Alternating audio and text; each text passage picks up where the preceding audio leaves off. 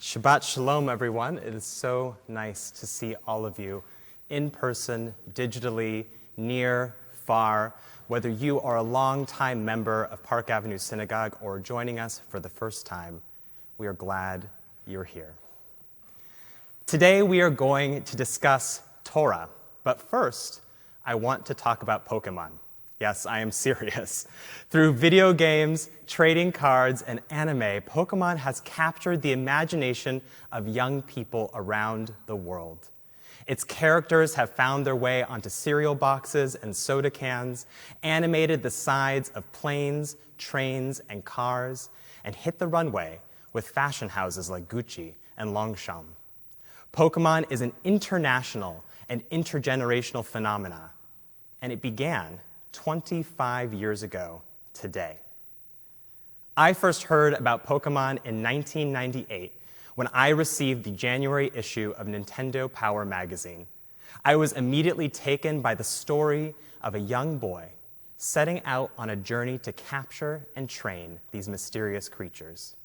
His dream was to be the very best, the best there ever was. When the video game finally came to America, I would stay up well past my bedtime, hidden under the covers with my flashlight and my Game Boy, lost in the sound and texture of the world of Pokémon. What is remarkable about the story of Pokémon is how unremarkable the protagonist is. A young boy from a small town, raised in a simple but loving home, who dreams of seeing what lies beyond his familiar horizons. There is nothing exceptional about our hero. Unlike so many of the stories we tell, this protagonist is not fated for greatness. There is no prophecy foretelling his birth, no mystery concerning his origin, nor do the machinations of the universe conspire to hinder or aid him on his quest. From the beginning of the game to its end, our hero achieves his goals through a series of choices: what to capture, whom to talk to, and where to go next.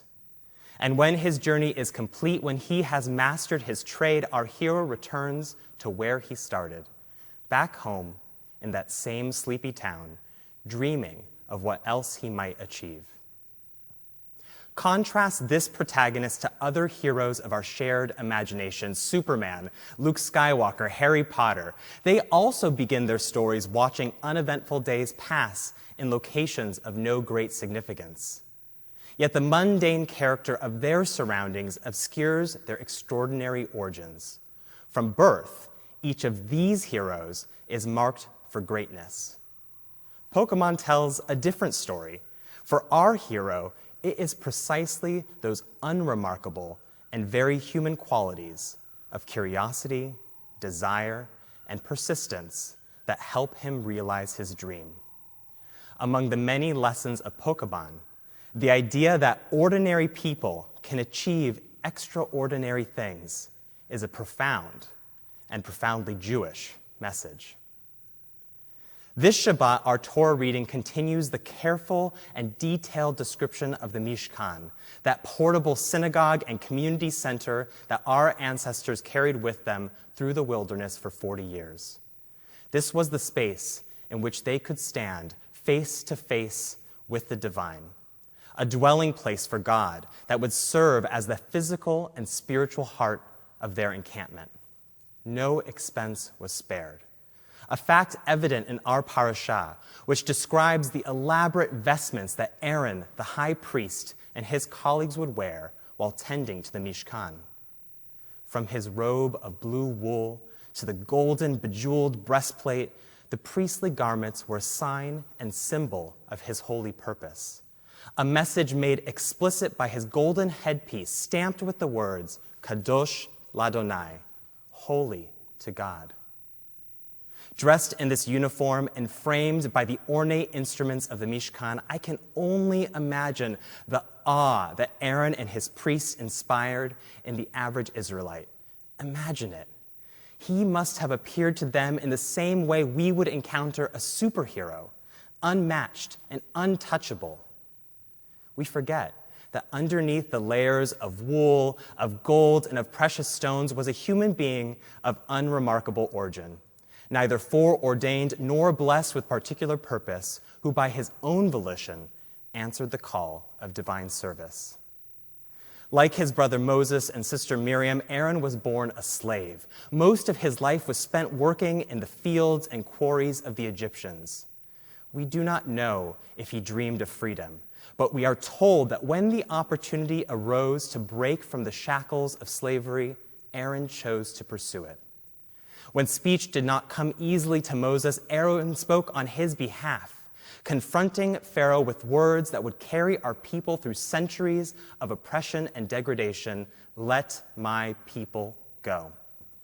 And once freedom was achieved, Aaron stepped into the role of the high priest, tending the Mishkan and mediating the relationship between God and our ancestors as they journeyed toward the promise of a better future. The rabbis are fascinated by the seemingly ordinary character of Aaron.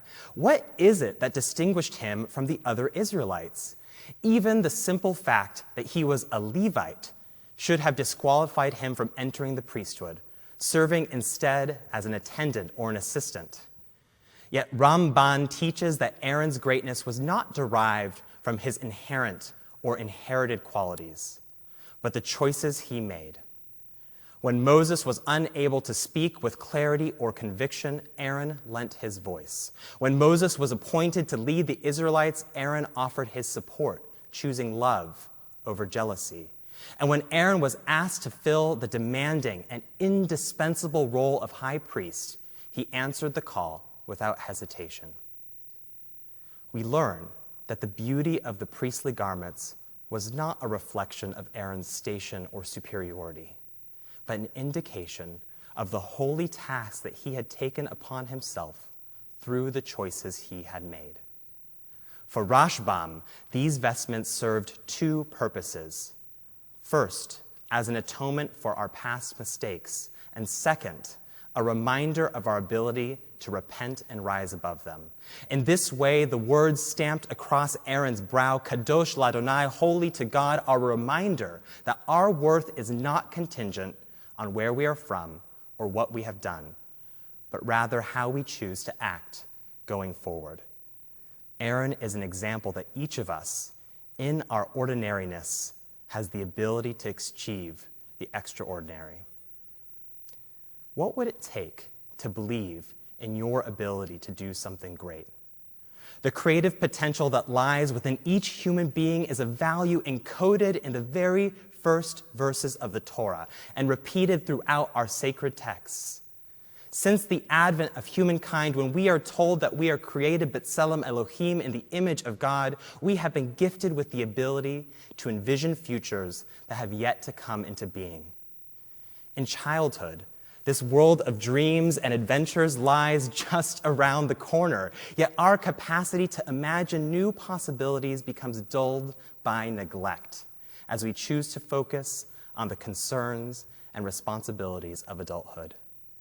We come to believe that we are limited, and we begin to accept as fact so many things that could be changed. The stories we tell shape what we believe is possible.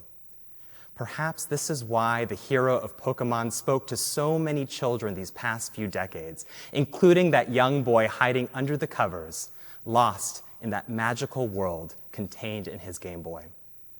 Like Aaron, the protagonist of our story taught us something that deep down we know to be true, that history is shaped by unremarkable people who, when given the opportunity, made remarkable choices.